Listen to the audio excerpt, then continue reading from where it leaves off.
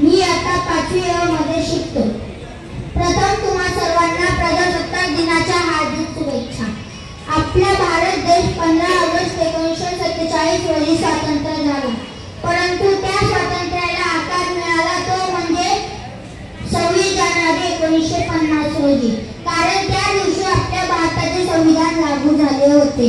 परंतु आपण हे विसरत चाललो आहे की आपण ज्या स्वतंत्र भारतात जगतोय तो भारत स्वतंत्र करण्यासाठी अनेक शूरवीरांनी आपल्या प्राणाचे बलिदान दिले, इंग्रजांचे जुलमी अत्याचार सहन केले, हसत हसत फासावर चढले, तेव्हाच आपल्याला पाहता आली स्वातंत्र्याची पहाट। मला वाईट या गोष्टीचं वाटत आहे की आजचा नौजवान ज्याच्या खांद्यावर जबाबदारी आहे राष्ट्र निर्मितीची, ज्याच्या खांद्यावर जबाबदारी आहे अशा आकांक्षांना एकत्र बांधून ठेवण्याची, तो मला आज मोबाईलमध्ये डुबलेला दिसतोय व व्यसनांमध्ये वाहवत गेलेला दिसतोय।